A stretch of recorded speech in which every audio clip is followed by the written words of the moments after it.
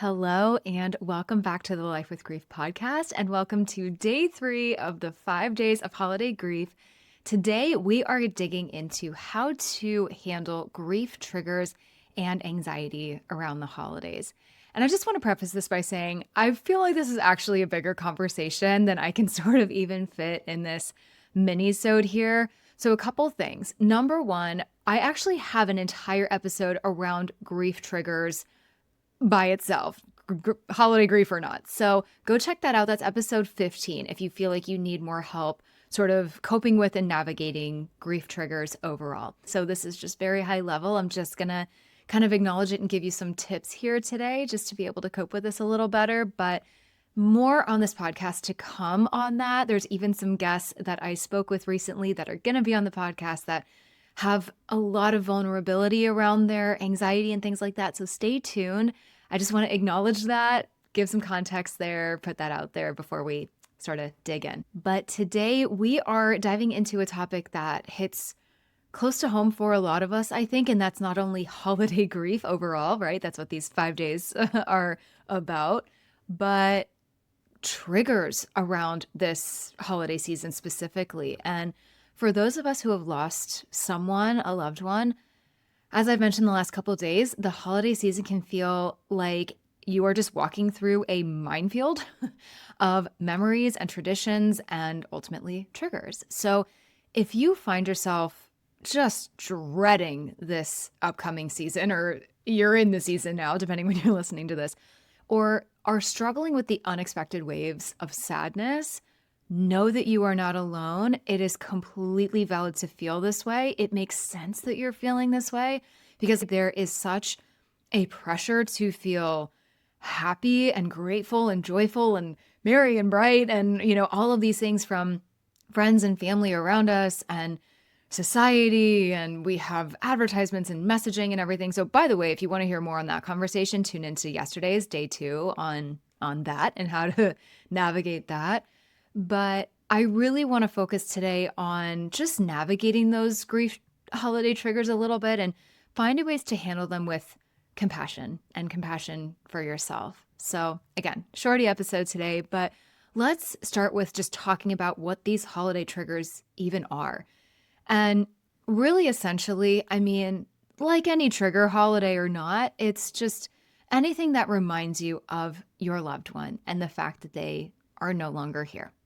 And I keep saying grief triggers, by the way. I wish I had a better word for trigger. I don't have one in the moment, so I apologize. So bear with me. I wish I had a slightly more PC word for that right now. But basically, these things that can upset us, they can be big or small. Maybe it is a holiday song. Maybe it's seeing the decorations your loved one used to put up. Like for me, my parents' Christmas tree, they had a fake one that we just still use because we have a condo and we're kind of in a small space. And we still use it. And every year that gets me a little bit. I wince. I remember us putting the ornaments on and just there's so many little nuances that come with these things. But, it could also be something as simple as like a scent. Maybe it's like gingerbread cookies or, again, like a certain candle or it's a certain food or drink or something. There's so many aspects of the holiday season that can bring these things up. And actually, perfect example, even just a day or two ago, I was walking with my daughter. I had her in the stroller. And it was like it was like after work hours and sort of a cool evening. And someone had a fire going. And I could smell like the embers and like I could smell the fire, which I love. I love that smell.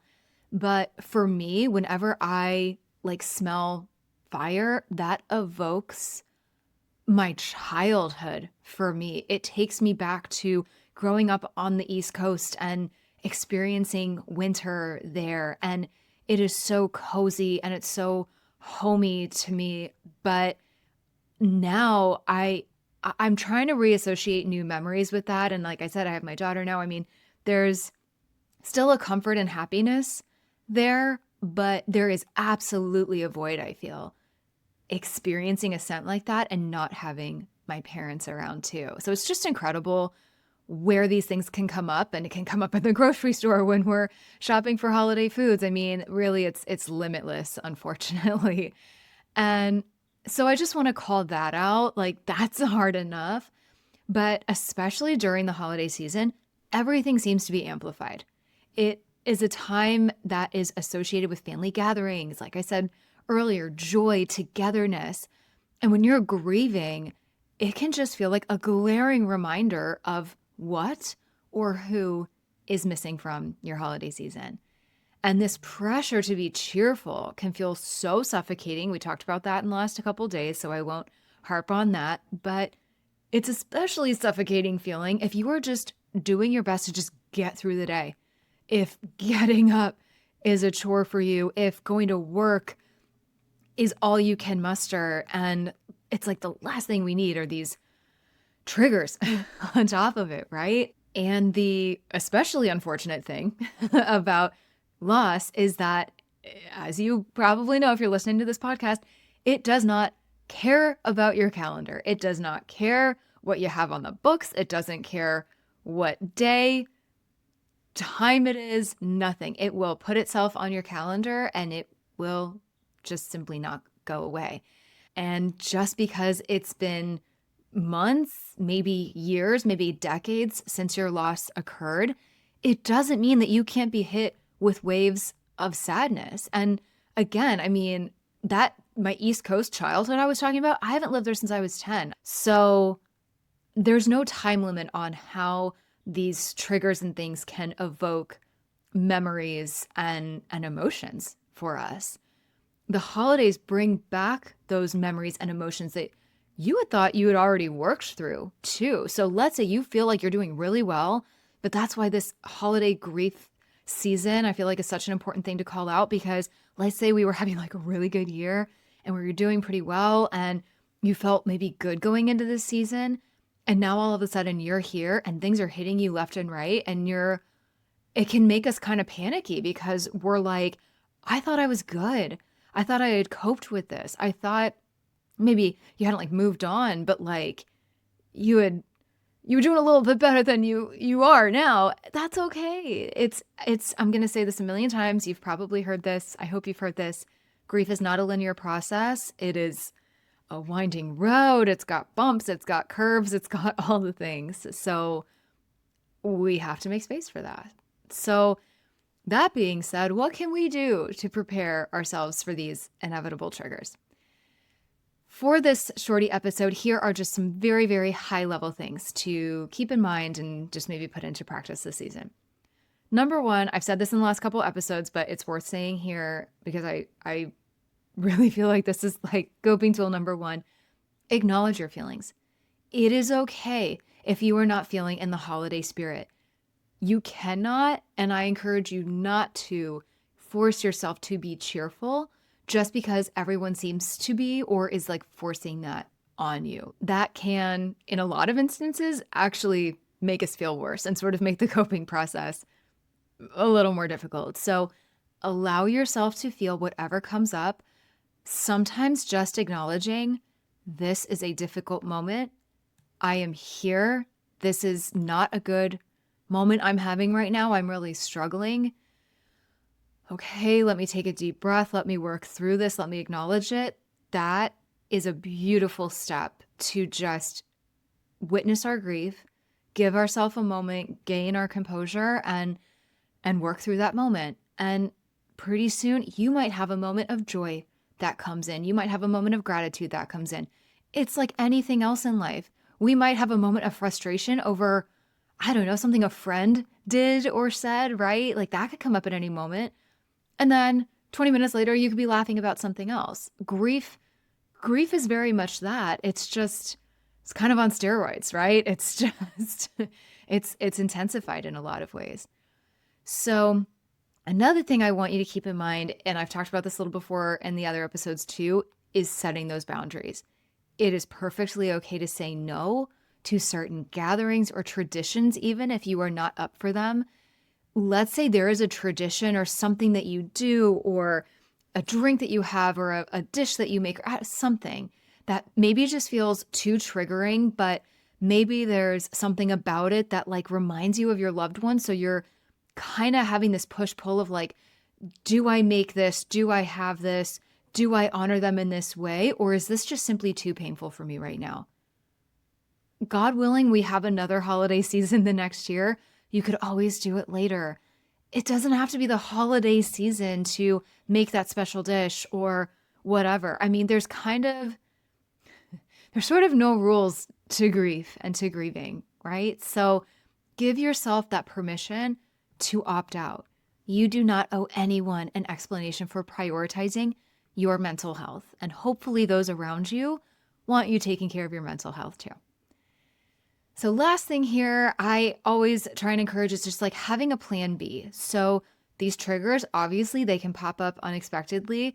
So it's really helpful to have sort of an escape route in mind. If you're at a gathering or if you're just in a space where you feel yourself feeling a bit overwhelmed, consider taking a walk, excusing yourself to the bathroom for just a few minutes, a couple minutes, take some deep breaths, heading home early from something if that's what you need, or just simply not agreeing to the plans. It's okay. Hopefully people around you understand. But what I like about this boundary setting, if you will, it can give you a little more sense of control in a time that feels very out of control and our emotions are just a little wonkier than usual. So it just gives you a little bit of your power back, so to speak. So let's talk a little bit about just anxiety while we're grieving during the holidays. I know I mentioned this. I wanted to touch on this. The combination of grief and the pressures of the holiday season can 1000% lead to heightened anxiety. So just a quick couple of ways to cope with this that I would recommend as a grief coach. With these expectations that we feel often from family or friends or even yourself, a really good way to kind of just, again, give yourself a moment of peace and clarity throughout all of this is a couple things. Number one, take a moment to ask yourself, what is really causing my anxiety? Take a moment, check in with yourself and ask that question and like really kind of take a moment to get to the root of it, because in understanding the root of it, it can help you better address it, which of course you probably want to do, right? You want to make sure that you're coping with things in the right way. And if you're asking yourself that question almost as an outsider, you never know what might come up for you. Your answer might surprise yourself. And I invite you to dig deep here. Go a little bit deeper than I'm missing my mom. That's it. I'm just missing my mom. Okay, what are you missing about her? What is it that's coming up for you that is really, really triggering you here? Really, really kind of getting you, is making your heart wince a little, and getting curious and digging deep in that way. That's a really beautiful practice. Also, some grounding techniques. So when anxiety creeps in, it's really great to try and ground yourself in the present moment. So a couple techniques, the 5, 4, 3, 2, 1 method can help. So naming 5 things you can see, 4 things you can touch, 3 things you can hear, 2 things you can smell, and 1 thing you can taste. And this is great because you can redirect your focus from these anxious thoughts to your more immediate surroundings. And that helps you stay really centered and just very present when our mind might be going kind of to the past or to the future and it's kind of all over the place, right? And also box breath. So this can kind of be however many counts you really want it to be, but I like to encourage, 4 deep breaths in, like holding it for 4 and then out for 4. And it's amazing. I mean, even just, I barely half did it just then, and I could already feel the benefits of taking that deep breath. So doing that multiple times, as many times as you feel you need to do it, amazing, amazing practice. I also want to encourage you to take breaks from social media. I've talked a little bit about social media on this podcast already. I'm definitely going to do more episodes on it to come, but social media can really amplify those feelings of loneliness or even inadequacy, especially when it seems like, everyone else is celebrating very happily and doing far better than we feel that we're doing on any given holiday season, on any holiday, any day of the week, really, at any point throughout the year. So consider taking breaks or maybe muting your accounts or having your phone on airplane mode past a certain time of day, or make sure you're only scrolling for maybe like a couple minutes at a time, and be really cognizant of what accounts you're following and ask yourself, does this content make you feel uplifted and inspired and comforted and supported? Or does it make you long for something you maybe don't have or no longer have, or, whatever sort of negative emotions it might bring up for you, just being cognizant of that. And then another thing here is to sort of create a holiday survival plan of sorts. And in doing this, I want you to try and have some fun with this activity and really use this as an opportunity to get in touch with what really helps you. So, writing down activities that help soothe you. And what's great about this is you can just kind of have this list to turn to when your anxiety spikes a little bit. And this can just be a great lifeline. So, making sure that you have a way to sort of let things out of your mind, journaling, talking it out in a voice note to yourself, having someone to talk it out with, whatever form this comes in, that's what I encourage. It's all about what works for you. So in terms of coping with these triggers and the anxiety on the actual day, like let's say the actual holiday arrives, whatever this holiday is for you, clearly there can be a mix of emotions here. So just a few things to, keep in mind here and try and practice. Giving yourself permission to grieve. Remembering that it's okay to have those moments of sadness, even in the middle of a celebration. In fact, sometimes that's when they can hit us. And it can be really jarring and kind of unsettling because we're maybe in the middle of a party, or we're maybe even around people we don't know very well, or whatever the environment is. Sometimes it's like a really uncomfortable time to have these feelings come up.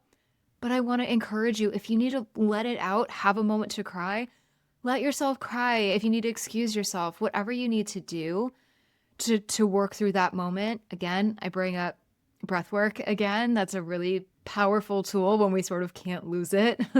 We don't have that luxury in that particular moment. But giving yourself permission to do that and not feeling like you have to tamp it down for yourself or certainly anybody around you. And one thing I really like to encourage too is taking time in the morning especially, but also in the evening as well, to, as I say, witness your grief and make time for it and mentally prepare for the day ahead. That I think is really critical. So let's say you have a gathering coming up that afternoon, or you have to do something at work, or whatever is ahead of you. Walking through it that day, maybe doing a visualization exercise and sort of getting yourself mentally ready for, okay, this is how this might go. If I do feel something coming up for me, if I do feel a difficult moment coming, here's how I feel like I can handle that, and just be like, okay, listen, and be honest with yourself and give yourself all the love in the world and be like, you know what, I will do the best I can. I am doing the best I can. No promises here, but I'm going to try and I'm going to do my best and know that that is okay and be comfortable with that, because during the holidays, especially, we can feel like we're hanging by a thread. So, again, if you need those moments of solitude, or you need sort of a moment to sort of hype yourself up a little bit, do that. And, depending what kind of music you like, maybe you can kind of like work through some of that through music, or kind of get yourself in a better mood through music. That really helps me. I love music you can kind of dance to and things like that. So there's, just certain genres, or maybe even a podcast that can kind of just distract you and sort of get your head in a better space. And this kind of goes hand in hand with this, but just practicing self-compassion. It's so easy to get caught up in what we should be feeling or should be doing during the holidays, but come on, you guys, there is no right or wrong way to navigate this or grieve it. Like I said, you're doing the best you can, especially if this is your first one, especially if this is your first holiday season without your loved one, or maybe after your divorce, or after you've ended a friendship with someone that you typically spend the holidays with. This can come in any shape or form. So that self-compassion, that's a big one. Also, of course, having a support system to lean on. So whether that is family or friends or a grief support group or a grief coach like myself. Get some people in your corner who get you, who aren't going to try and like silver lining you, if that makes sense. They're not going to just throw platitudes at you and try and just make you feel better. Sometimes, let's be real, we don't want to be made to feel better. Sometimes we just need to like really sit with our grief. Just having someone that you can, maybe a sort of a support buddy of sorts, that you can just kind of keep in touch with, whether that's in person or virtually, and just have someone that is not going to try and like fix things and feel that they need to make it better for you, but who rather can just sit there with you and be like, you know what, let's just acknowledge that this sucks. This is not what we had hoped for or expected this holiday season. And this is really crappy. And I just need to vent. I just need to sit there for a moment. I don't want to live in that dark place, but I need to just feel angry for a moment. I just need to admit that this feels unfair and this doesn't feel good. And sometimes we just need to talk that out. Sometimes we just need to vent, right? So, like I said, if you don't have those people in your life who kind of get it or can understand you in a really meaningful way, please consider joining an online grief support community, either through me or whatever resonates for you. It can be really, really impactful, especially around a time that is very heightened with emotions. And last but not least, and I'm going to just touch on this, I'm going to have an episode here in this little series that focuses sort of on gratitude and what gratitude even means and looks like and stuff, and how to be realistic about that. I'm going to say, I want for you to just try and also focus on moments of joy. I don't say that as a substitute for feeling sadness and feeling your grief. Grieving doesn't mean you have to reject any form of happiness.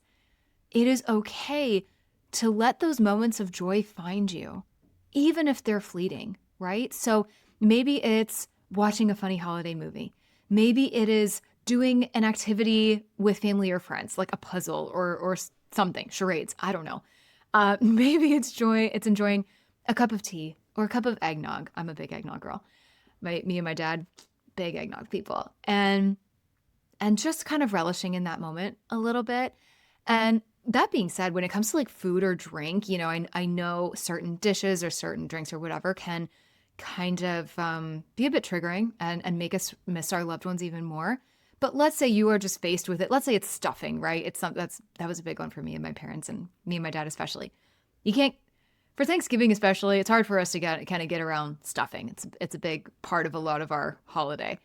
So let's say that's on your plate. Maybe consider slowing down and really enjoying that food. And think about, if nothing else, how delicious it is.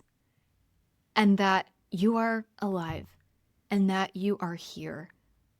And you have the privilege to enjoy this food. And even think about people around the world that are maybe not as fortunate as you and maybe don't have the resources and this beautiful dinner in front of them. You know, those types of thoughts and perspectives can be very humbling. But again, this is not to make up for any grief that you're feeling. And it's not that you can't wish your loved ones weren't here still.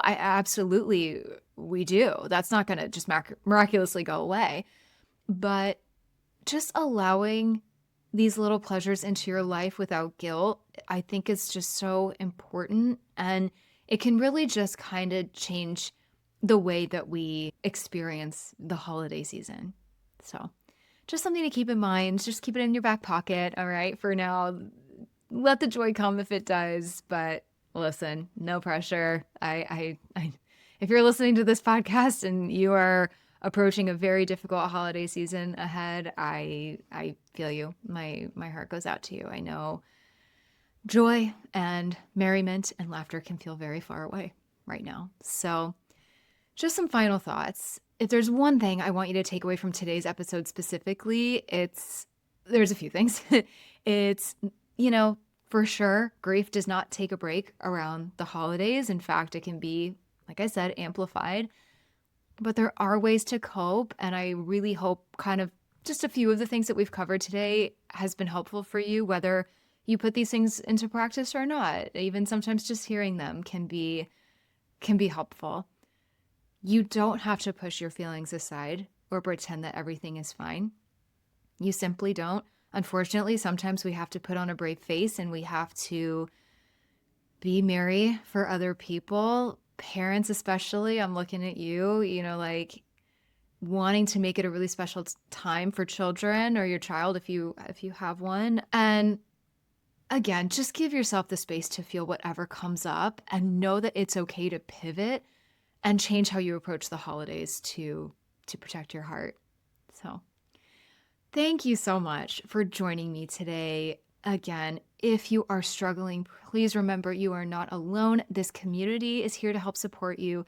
There are resources available if you need them. But I hope you enjoyed this episode. I hope you found it helpful. If you did, please consider sharing it with someone who might need to hear this too, who is navigating this season of grief. And remember, your grief might change. It will change. It's going to evolve over time, but it does not have to define you, and it does not have to define your holiday season. And yes, our holiday season is going to look and feel different, but there can be beautiful and very fulfilling ways that we can build on that, if not this season, with some time. And it's all about trying to figure out what that looks like for you now. I am sending you a huge thank you for tuning into today's episode, my friend. Visit lossesbecomegains.com for my blog, more coping tools, ways to work with me, and so much more. And be sure you're following along on Instagram and Facebook at Losses Become Gains, and on Instagram and TikTok at Life with Grief Podcast. Be sure to hit that subscribe button if you haven't already, and share this episode or this podcast with someone who could use it too. I'll catch you in the next episode.